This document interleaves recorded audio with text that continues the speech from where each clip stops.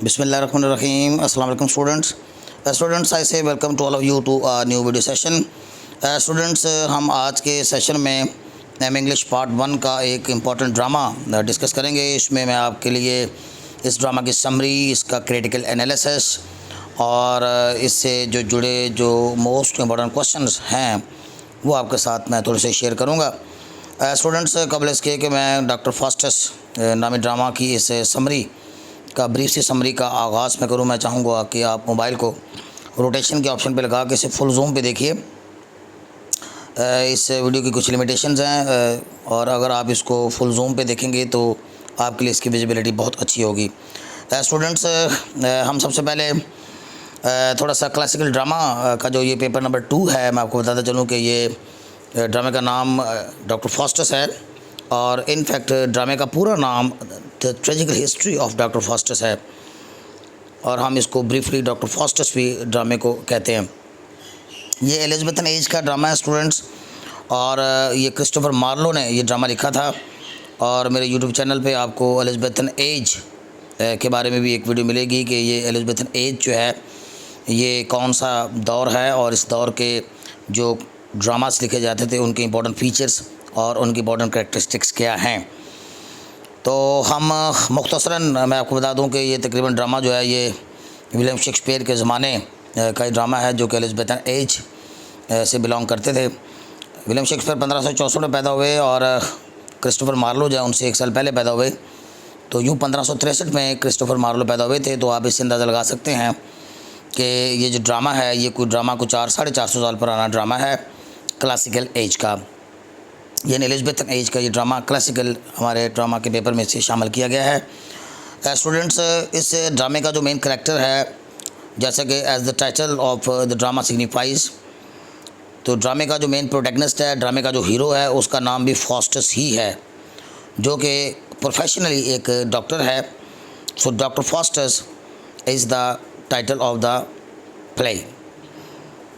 तो स्टूडेंट्स, मैं ब्रीफली आपके साथ उर्दू में इसके ऊपर तबसरा भी आपके लिए करता जाऊंगा और ये कुछ 25 से 30 मिनट की ये वीडियो है जिसमें आप को इस ड्रामा से रिलेटेड जो इंपॉर्टेंट बातें, इंपॉर्टेंट कैरेक्टरिस्टिक्स, इंपॉर्टेंट फीचर्स और इसके इंपॉर्टेंट क्वेश्चंस, इसका एनालिसिस सब कुछ इस एक सिंगल वीडियो में मिलेगा। सो आइए हम इसकी समरी का आगाज़ करते हैं। डॉक्टर फास्टस ट्रेजिडी, यानी बेसिकली ये एक ट्रेजिडी है और ट्रेजिडी स्टूडेंट्स आप जानते हैं अ टेल ऑफ सफरिंग्स, यानी a story of sufferings of the hero. Hero के दुखों की दास्तान को हम ट्रेजिडी कहते हैं। तो ये डॉक्टर फास्टस जो है ये एक फास्टस नामी डॉक्टर की एक ट्रेजिडी है और ये किस एज से बिलोंग करती है? Elizabethan age, written by Christopher Marlowe. और इस ड्रामे को हम जानते हैं कि क्रिस्टोफर मार्लो ने लिखा था। The full name of the play is tragical history of Doctor Faustus. ये ड्रामे का पूरा नाम है ट्रेजिकल हिस्ट्री, ट्रेजिकल है इनफैक्ट, ट्रेजिकल, ये ट्रेजिकल है, tragical history of Doctor Faustus. This play revolves around the character of a scholar. और ये जो ड्रामा है ये एक स्कॉलर के ज़िंदगी के बारे में है, उसके किरदार के बारे में यहाँ दिखाया गया है। स्कॉलर है, आलम है, हुज नेम इज़ फास्टस। एक well read and well learned आदमी है ये डॉक्टर फास्टस। और व्हेन द प्ले ओपन, जब ड्रामा शुरू होता है तो हम ये देखते हैं कि स्टेज के ऊपर डॉक्टर फास्टस को अपने आप से बातें करता हुआ दिखाया गया है, जिसे हम मोनोलॉगिंग कहते हैं या soliloquy कहते हैं। आप ड्रामा जब इसका यूट्यूब पे देखते हैं इसकी कुछ वीडियोस, तो उसमें हम देखते हैं कि डॉक्टर फास्टस को स्टेज पर दिखाया गया अपने स्टडी रूम में और वो वहाँ बैठकर मुख्तलिफ़ किताबों का जायज़ा ले रहा है। So when the play open, जब ये ड्रामे का आगाज़ होता है, we see that Faustus has master. तो हमें पता चलता है कि डॉक्टर फास्टस जो है वो महारत हासिल कर चुका है, मास्टर कर चुका है in more than 5 branches of knowledge. और उस ज़माने के जो मकबूल ब्रांचेस ऑफ नॉलेज थी, डॉक्टर फास्टस उनमें ऑलरेडी प्रोफिशेंसी हासिल कर चुका है, मास्टरी हासिल कर चुका है, महारत हासिल कर चुका है। और यहाँ पे स्टूडेंट्स हम देखेंगे कि 4 से 5 मुख्तलिफ ब्रांचेस ऑफ नॉलेज जो यहाँ पे मैंने रेड कलर में लिख भी दी हैं, इसमें मास्टर करने के बावजूद, प्रोफिशेंसी हासिल करने के बावजूद वो सेटिस्फाइड नहीं है। और स्टूडेंट्स, आप ये बात आप नोट कर लीजिए कि he is not satisfied with what he has already achieved, यानी उसने जो पहले हासिल कर लिया है वो उससे मुतमईन नहीं है। He is still ambitious rather हमें आगे चल के मैं आपको बताऊंगा कि वो एक ओवर एम्बिशियस शख्स है, और यही इसका ट्रेजिक फ्लॉ होगा। इम्तिहान में अक्सर क्वेश्चन भी आता है कि डॉक्टर फॉस्टर्स जो है उसका अगर वो एक ट्रेजिक हीरो है तो उस ट्रेजिक हीरो का फिर उसके किरदार का जो फ्लॉ है वो खामी क्या थी। तो सबसे पहली खामी जो नज़र हमें आती है वो यही है कि डॉक्टर फॉस्टर्स जो है वो एक ओवर एम्बिशियस शख्स है, ज़िंदगी में बहुत आगे बढ़ना चाहता है और अपना पहले से हासिल किया गया जो इल्म है या जो पहले से हासिल की गई जो अचीवमेंट्स हैं उस पर वो मुतमिन नहीं है, सेटिस्फाइड नहीं है। अब मैं आपको उन बुक्स का या उन अलूम का मैं आपको उन नॉलेजेस का आपको मैं ज़िक्र कर देता हूँ जिनमें वो ऑलरेडी मास्टर्स कर चुका है। ट्रायनिटी है, ये अकीदा सलासत होता है क्रिश्चियंस के यहाँ, ये एक अकीदा है ट्रायनिटी का। थियोलॉजी ये दीन का इल्म है, फ़िलासफ़ी है, लॉजिक है, मेडिसिन है और लॉ भी उसने किया हुआ है। सो ये वो 4-5 उस ज़माने के मकबूल नॉलेजेस हैं in which he has already mastered. But Faustus is not satisfied. This is very important point students, and it should be kept in mind के डॉक्टर फास्टर्स जो है वो सेटिस्फाइड नहीं है विद हिज अचीवमेंट्स, अपने कारनामों से, यानी जो कुछ उसने हासिल किया आज तक अचीवमेंट्स की हैं उससे वो बिल्कुल भी मुतमिन नहीं है। He is a man of ambitious nature, और वो एक एम्बिशियस यानी ज़िंदगी में आगे बढ़ने के ख्वाहिशमंद शख्स को हम एम्बिशियस कहते हैं। This word should be kept in mind. और उसका जो नेचर है, उसका जो मजाज है, उसकी जो तबीयत है वो ओवर एम्बिशियस है। और इसी वजह से इम्तिहान में जो इसका इंपॉर्टेंट क्वेश्चन आता है कि डॉक्टर फास्टर्स एक ट्रेजिक हीरो है, इसको डिस्कस कीजिए। तो हम ट्रेजिक हीरो का जब हम क्वेश्चन अटैम्प्ट करते हैं तो उसमें हम जो सबसे पहली खामी डॉक्टर फास्टर्स की बताते हैं जिसकी वजह से उसके साथ ट्रेजिडी होनी है वो है उसकी over ambitious nature. He wants to move, वो मूव करना चाहता है। He wants to move forward in life, वो ज़िंदगी में बहुत दूर तक जाना चाहता है, ज़िंदगी में मूव करना चाहता है, बहुत आगे जाना चाहता है और तरक्की करना चाहता कह लें। रादर बल्कि हमें it would be proper to say that he is over ambitious, कि वो ओवर एम्बिशियस है। अब यहाँ पे इस बात को अगर हम थोड़ा सा क्रिटिकल एनालाइज करें तो एम्बिशियस होना कोई बुरी बात नहीं है, ज़िंदगी में आगे बढ़ने की ख्वाहिश रखना कोई बुरी बात नहीं है एम्बिशियस होना। लेकिन ओवर एम्बिशियस यानी अगर आप चाहें कि आपको सब कुछ मिल जाए तो आपका सब कुछ छिन जाएगा। सो ओवर एम्बिशियस होना जो है वो एक फ़्लॉ है, एक ट्रेजिक फ़्लॉ है, उसके किरदार के अंदर खामी है। He wants such power and पेल्फ, वो ऐसी ताकत चाहता है, पावर एंड पेल्फ चाहता है, as no power could compete with him, जिसकी कोई ताकत और कोई कुव्वत मुकाबला ना कर सके।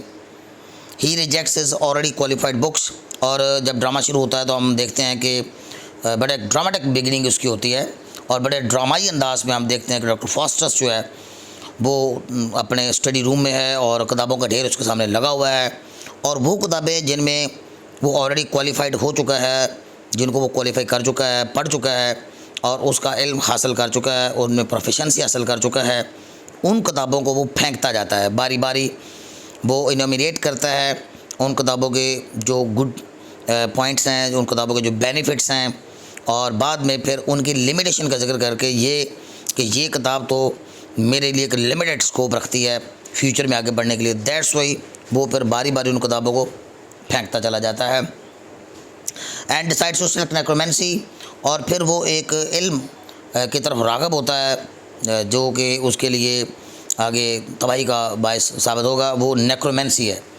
नेक्रोमेंसी मीन काला इल्म, यानी काले इल्म का जो जादू काले इल्म है, काले इल्म का जो है ब्लैक मैजिक है, उसमें वो अपना इंटरेस्ट शो करता है। जैसे ही वो किताब उसके हाथ में लगती है ही बिकम्स एक्सेसिवली एक्साइटेड, वो बहुत ज़्यादा एक्साइटमेंट शो करता है।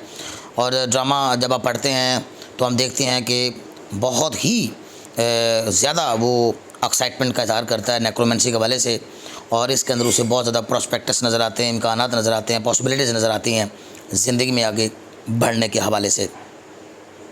लिहाजा ही कॉल्स हिज सर्वेंट, वो अपने मुलाजम को बुलाता, हुज़ नेम इज़ वैगनर, यहाँ पे इज़ स्टूडेंट लगा लीजिएगा, हुज़ नेम इज़ वैगनर, जिसका नाम वैगनर है, और whom he sends to fetch 2 notorious charmers और magicians of the neighbourhood. So अपने इलाके के, अपने मोहल्ले के 2 मशहूर वहाँ पे बदनाम ज़माना बल्कि हमें कहना चाहिए जादूगर हैं। एक का नाम वोल्दीज़ है और दूसरे जादूगर का नाम कॉर्नेलियस है। स्टूडेंट्स नाम ज़रा देख लीजिए, वॉल्दीज़ है और दूसरे काला इल्म करने वाला यानी चार्मर का नाम या मैजिशियन का नाम कॉर्नेलियस है। मान लें कि ये दोनों जादूगर एक तवील अरसे से डॉक्टर फॉस्टर्स के पीछे लगे हुए थे और वो डॉक्टर फॉस्टर्स के साथ एफिलिएशन करना चाहते थे, मिलकर काम करना चाहते थे, क्योंकि इन वॉल्दीज़ और कॉर्नेलियस के पास एक्सपीरियंस था और डॉक्टर फॉस्टर्स के पास नॉलेज था। और हम ड्रामा जब पढ़ते हैं तो हम उस पर भी टेक्सचुअल लाइन जब हम पढ़ते हैं तो पता चलता है कि वॉल्दीज़ और कॉर्नेलियस इस बात का बरमला ओपनली ऐलान भी करते हैं डॉक्टर फॉस्टर्स के सामने कि अगर तुम्हारा इल्म और हमारा तजर्बा मिल जाए तो हम मिल के बहुत कुछ कर सकते हैं इस दुनिया में। These two magicians in the past, और ये दोनों जादूगर इन द पास्ट यानी माजी में had been trying to get affiliation with Faustus, Faustus के साथ एफिलिएशन, पार्टनरशिप कह लें, एफिलिएशन जो है वो करने के हवाले से बातचीत करते रहे हैं। But Faustus had refused in the past to join hands with them in the past. ये इन द पास्ट दो दफ़ा लिख दिया गया, माजरत के साथ एक दफ़ा कर लीजिएगा। सो डॉक्टर फॉस्टर्स जो है वो माजी में उनके साथ हाथ मिलाने से इनकार करता रहा है। But now fosters is willing, लेकिन अब फास्टर्स जो बिल्कुल विलिंग है, बिल्कुल तैयार है, रेडी है टू ज्वाइन दैम, उनके साथ शामिल होने के लिए। ऑन देयर अराइवल, और जैसे ही वो दोनों जादूगर यानी वॉल्दीज़ और कॉर्नेलियस आते हैं, उनकी आमद पर Faustus becomes excited and they too are jubilant, और वो भी बहुत खुश होते हैं at Faustus being agree, Faustus के एग्री हो जाने पर, क्योंकि फास्टर्स पहली बार जो है वो एग्री हुआ है, तो दैट्स वाई वो भी बहुत ज़्यादा एक्साइटेड है। दे टीच फास्टर्स, वो फास्टर्स को सिखाते हैं some of the powerful tricks of necromancy, और वो डॉक्टर फास्टर्स को काले इल्म के जो ताकतवर मंत्र हैं, हम यहाँ पे ट्रिक्स का माना मंत्र कह सकते हैं, वैसे तो ट्रिक्स का माना चाल होता है, टैक्टिक्स होता है, लेकिन पावरफुल ट्रिक्स का मतलब यहाँ पे ये होगा कि वो उसको जादू के जो ट्रिक्स जो हैं वो बताते हैं, मंत्र बताते हैं। और इन द मीन वाइल हम देखते हैं कि जब डॉक्टर फास्टर्स जो है वो एग्री हो चुका है, तो हम यहाँ पे स्टूडेंट्स एक बात और नोट कर लीजिए, क्योंकि मैं सिर्फ समरी ही आपके साथ नहीं डिस्कस कर रहा, बल्कि मैं आपको डॉक्टर फास्टर्स के हवाले से जो इम्पोर्टेंट क्रिटिकल पॉइंट्स हैं, जो तनकीदी जायज़ा हम ले रहे हैं, मैं उसका भी आपको पॉइंट बता रहा हूँ कि दो फरिश्ते, एक गुड एंजल और एक evil angel, this is very important. और ये डॉक्टर फास्टर्स के माइंड के अंदर, जहन के अंदर लगे कन्फ्लिक्ट को ज़ाहिर करते हैं कि स्टेज पर पहले गुड एंजल आता है और फिर ईवल एंजल आएगा। स्टूडेंट्स इस बात को नोट कर लीजिए कि गुड एंजल का काम ये होगा कि जब भी वो अपीयरेंस देंगे इस ड्रामे में, जो कि इनकी 3-4 बार अपीयरेंस है, so when ever the good angel will appear, वो गुड एंजल जो है उसको एडवाइस करने की कोशिश करेगा, उसको नसीहत करने की कोशिश करेगा और काले इल्म से बाज आने रखने के लिए उसे कोशिश करेगा। और लेकिन दूसरी तरफ जो है ईवल एंजल जो है वो डॉक्टर फास्टर्स को एक्साइट करेगा, उसको उभारेगा और इस मकरू इल्म में आगे बढ़ने की तरगीब देगा। सो ये गुड एंजल्स का बहुत बड़ा रोल है। अक्सर इम्तिहान में इसके ऊपर भी क्वेश्चन आया हुआ है, what is the role of the good angel and the evil angel and the play Doctor Faustus, इस नाम से क्वेश्चन आया हुआ है। तो आप स्टूडेंट्स गुड एंजल और ईवल एंजल के पेरेंट्स को नोट कीजिए टेक्सचुअल लाइंस पढ़ते हुए कि किस जगह पे और किस हालात में ये गुड एंजल और ईवल एंजल जो अपने अपने पेरेंट्स देते हैं। The good angel tries to dissuade, good angel जो है वो बाज रखने की कोशिश करता है फास्टर्स को फ्रॉम गेटिंग इन्वॉल्व, मुलव्वस होने से इन नेक्रोमेंसी, काले इल्म में, यानी काले इल्म में मुलव्वस होने से उसे वो बाज रखने की कोशिश करता है। और इसके वजह से बहुत सी दलीलें भी देता है। और डॉक्टर फास्टर्स जो है स्टूडेंट्स आप देखिएगा कि is a somewhat wavering character, यानी डामाडोल किस्म का करेक्टर है, कंफ्यूज करेक्टर है। और ये अजीब उसका मजाज है कि इल्म मंतक में यानी इल्म लॉजिक में, लॉजिक के सब्जेक्ट में उसने मास्टर्स किया हुआ है, लेकिन स्टिल जो है वो लॉजिक और मंतक जो है वो अमली तौर पे अपने डिसीजंस में यूज़ नहीं करता। तो वो डॉक्टर फास्टर्स बिकम कंफ्यूज्ड, और वो थोड़ा सा कंफ्यूज भी हो जाता है और थोड़ा सा वो वापसी का सोचता है कि मैं वाकई इस तरफ नहीं जाना चाहिए। एंड वेवरिंग और डामाडोल किस्म का करेक्टर है, वेवरिंग करेक्टर है, शेकी है, ज़रा हिला हुआ है। But on the instigation of the evil angel, लेकिन फिर जारी बात है कि ईवल एंजल के पेरेंट्स भी वहाँ पे है गुड एंजल के बाद, वो उसको इंस्टिगेट करता है, उसको उकसाता है, उसको भड़काता है। Faustus decides to carry on his unholy experiments of necromancy, और इवेंचुअली हम ये देखते हैं कि फास्टर्स जो अपने नापाक तजर्बात यानी अनहॉली एक्सपेरिमेंट्स जो है वो काले इल्म में वो करने के लिए करने का पूरी तरह फैसला कर लेता है और वो इस नेक्रोमेंसी की दुनिया में आ भी जाएगा। आफ्टर द डिपार्चर, और जब गुड एंजल और इविल एंजल चले जाते हैं, Faustus conducts his first magical feast. तो फास्टस जो है अपना पहला मैजिकल फीस्ट जो है, यानी अपना पहला जादुई करतब जो है वो कंडक्ट करता है एक कब्रिस्तान में, मतलब एक दरख्तों का एक झुंड दिखाया गया स्टेज पर उसमें जाकर, और उसके मैजिकल फीस्ट की परफॉर्मेंस के नतीजा में एक इम्पॉर्टेंट करैक्टर स्टेज पे आएगा। अभी मैं आपको बताता हूँ। ये शैतानों का चेला है, यानी one of the disciples of the Satans. एक छोटा शैतान और एक बड़ा शैतान है, उनका ये एक चेला है और उनका ये एक वफादार साथी है मेफिस्टोफेलिस, वो स्टेज पर अपीयर होता है।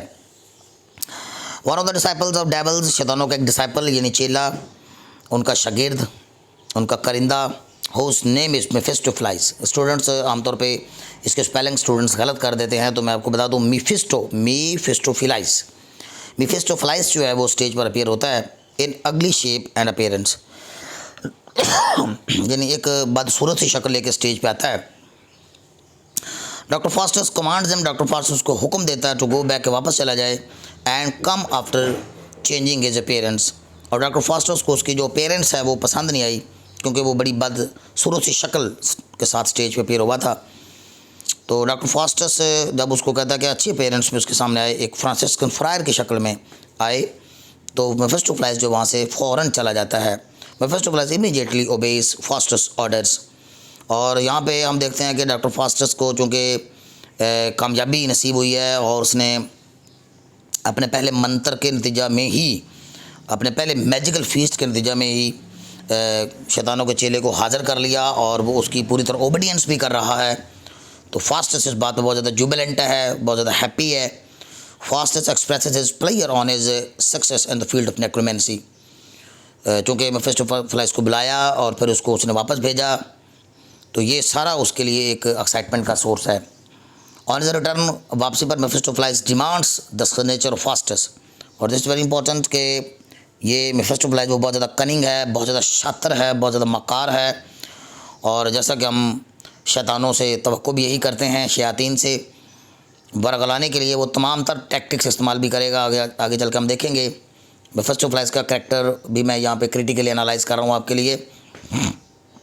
तो ये मेफिस्टोफेलिस जो है बड़े क्लेवरली और बड़े आर्टफुली और बड़े टैक्टफुली जो है वो ट्रैप करेगा डॉक्टर फास्टस को, और बातों ही बातों में उसे खुश भी करता रहेगा, और इस दौरान जो है वो उससे डॉक्टर फास्टस से सिग्नेचर भी हासिल करने में कामयाब हो जाएगा, उस इकरारनामा पर, एग्रीमेंट पर, उस मुआहदे पर, जिसकी अभी तफसील आपको मैं आगे बताऊंगा।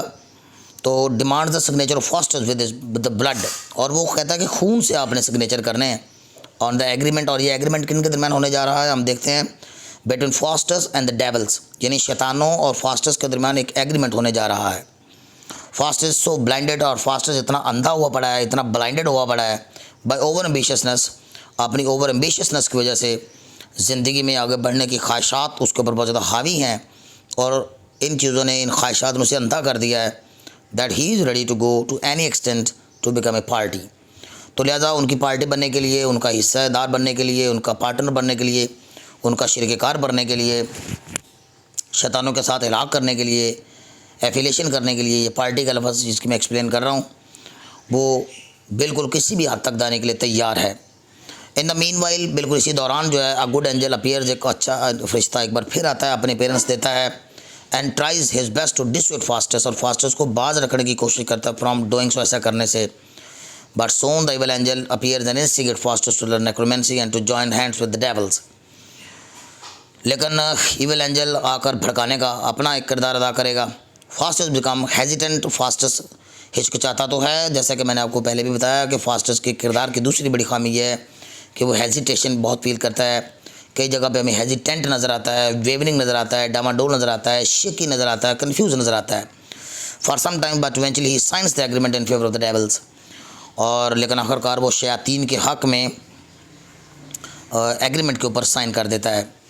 और यहाँ पे भी अब ये ड्रामे का एक्ट 1, एक्ट 2, सीन 2 है तकरीबन, वहाँ पे आप देखिएगा टेक्सचुअल लाइन जब आप पढ़ेंगे कि यहाँ पे मेफिस्टोफेलिस जो है यानी शैतानों का जो चेला है वो बड़ा क्लेवरली और बड़े आर्टफुली और बड़े शातिर अंदाज से वो उससे सिग्नेचर हासिल करेगा। He mortgages a soul, this is very important students. वो अपनी रूह को गिरवी रख देता है। मॉर्टगेज होता है गिरवी रखना। ही मॉर्टगेजेज ए सोल, वो अपनी रूह को गिरवी रख देता है फॉर 24 ईयर्स, 24 साल के बदले में। After which he will be damned to hell, और इन 24 सालों के बाद फास्टस को जहन्नम वासिल किया जाएगा। वो हमेशा हमेशा के लिए एटर्नली तौर पर जहन्नम में भेज दिया जाएगा। इन 24 सालों में डॉक्टर फास्टस जो है इसके बदले में क्या करेगा कि डॉक्टर फास्टस को तमाम तर जो नॉलेज रिक्वायर्ड है वो उसको फराहम किया जाएगा।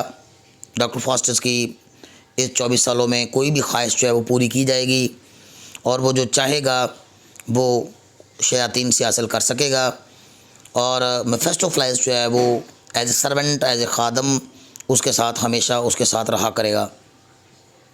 लेकिन हम आगे चल के इन 24 सालों का जो दौरानिया है, जो ड्यूरेशन है, जो कि डॉक्टर फास्टस ने ली है शयातीन से एग्रीमेंट के बाद, वो शयातीन भी इसके ऊपर पूरा नहीं उतरेंगे, बल्कि कई जगह पे वो उसको धोखा देंगे और कई उसकी बातों को, डॉक्टर फास्टस की बातों को अहमियत भी नहीं देंगे वो। बहरहाल इट वाज़ एन अनहॉली एफिलिएशन, ये एक नापाक तल्लक था, एक नापाक इल्हाक था उनके दरमियान, between the dwells and Faustus के दरमियान और शयातीन के दरमियान।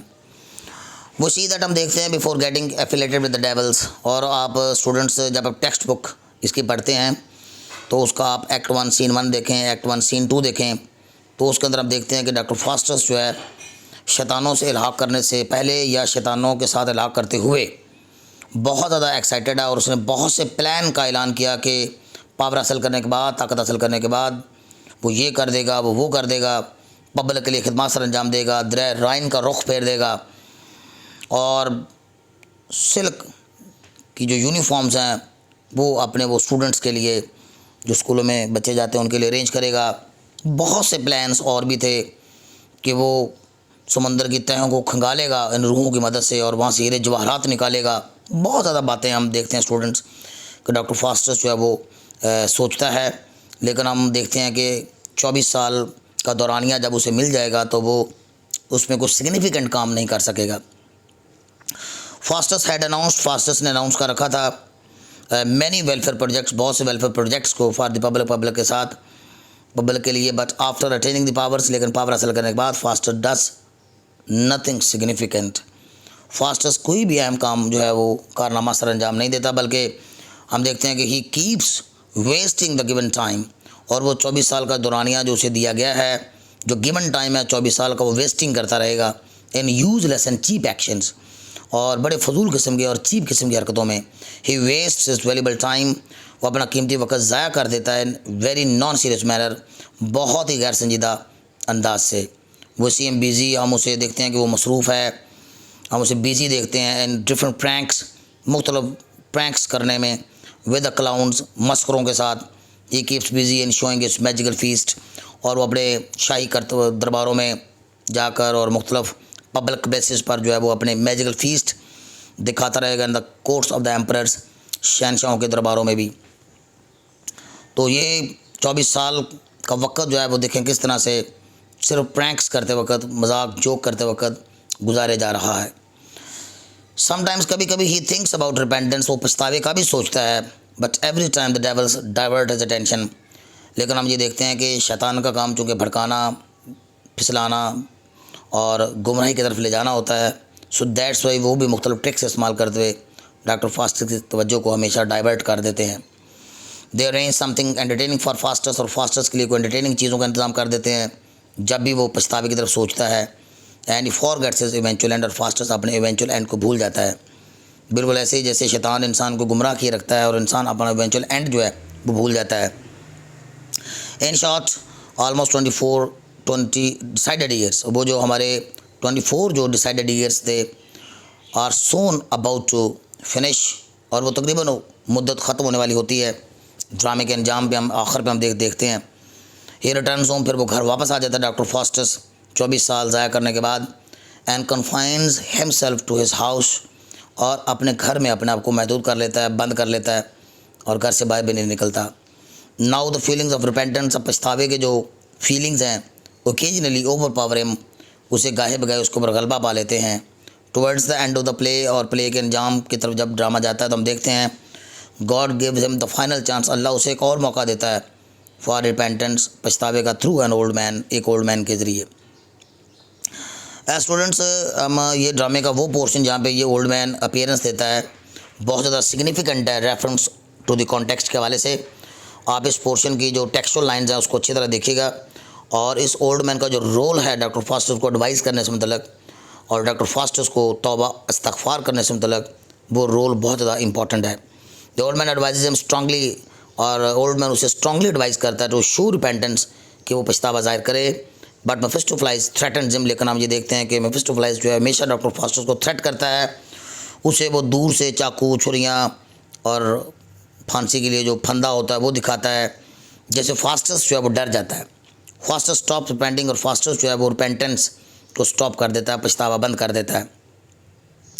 सो डॉक्टर फास्टस को ओल्ड मैन बहुत ज़्यादा इंस्टिगेट करता है, और वो ये भी कहता है कि ये शैतान मेरा कुछ नहीं बिगाड़ सकते, तुम्हारा भी कुछ नहीं बिगाड़ सकते, तौबा का दरवाज़ा बंद नहीं होता है, और बहुत ज़्यादा उसको वो एडवाइस करता है। लेकिन बहरहाल फास्टस जो है वो डामाडोल है, शेकी है, और वो मेफिस्टोफेलिस से डर जाता है। फास्टस कंडीशन, फास्टस की जो हालत है, व्हेन ओनली 1 आवर रिमेन्स, जब सिर्फ 1 घंटा बाकी रह जाता है उसके पास 24 साल की मुद्दत पूरी होने में, विद हिम इज़ नोट वर्दी, वो ड्रामे में नोट करने के काबिल है। और स्टूडेंट्स अक्सर इस पोर्शन से रेफर टू द कॉन्टेक्स्ट का जो पोर्शन है वो आपका सिलेक्ट किया जाता है, तो इसको आप ज़रूर देखिएगा। ही एम्प्लोर्स, और वो तरले करता है, मिन्नतें करता है, मुख्तलिफ एलिमेंट्स ऑफ नेचर को कॉल करता है, वो समंदर के पानी में कतरे बनकर गायब हो जाना चाहता है, वो पहाड़ों से रिक्वेस्ट करता है कि पहाड़ उसको अपनी कोख में ले लें, उसे छुपा लें, ताकि शैतान उसे आके ले ना जाए और वो जहन्नम रसीद ना हो। लिहाजा वो हेलिश फॉल, यानी जहन्नम में जाने से जो अवॉइड करना चाहता है, बचना चाहता है, हेलिश फॉल मैंने लफ्ज़ यूज़ किया आपके लिए। फाइनली द क्लॉक स्ट्राइक 12, और आखिरकार क्लॉक जो है रात के 12 बजा देता है। And devils enter to snatch away the unholy soul of Faustus, और यूँ शयातीन जो हैं वो उसकी नापाक रूह को हासिल करने के लिए स्टेज पर आते हैं और डॉक्टर फास्टस को उठा कर ले जाते हैं। और फास्टस जो कैन डू नथिंग, और फास्टस वक्त कुछ नहीं कर सकता बट क्राई, चिल्लाने के सिवा, एंड स्क्रीमिंग, और चीखें मारने के सिवा। He is dispatched to hell, और यूँ डॉक्टर फास्टस का ट्रेजेडी हो जाती है और उसे जहन्नम वासिल कर दिया जाता है। स्टूडेंट्स, ये आपकी समरी थी, बहुत आसान सेंटेंसेस में लिखी गई ये समरी है। बिल्कुल इसी तरह मैंने आपके लिए एम इंग्लिश पार्ट 1 का ये जो ड्रामा है, और बल्कि तमाम ड्रामास के मैंने नोट्स बनाए हैं आपके लिए, और वो सारे के सारे जो नोट्स हैं वो इसी तरह बहुत आसान ज़ुबान में, यानी इजी सेंटेंसेस में वो मटेरियल मैंने आप लोगों के लिए सिलेक्ट किया है। आप इसके लिए मुझसे रजू कर सकते हैं। और स्टूडेंट्स, मैं उम्मीद करता हूँ कि हमारा आज का जो लेक्चर है इस ड्रामा की अंडरस्टैंडिंग में आपके लिए काफ़ी हेल्पफुल साबित होगा। Okay dear students, till next video, अल्लाह हाफिज़।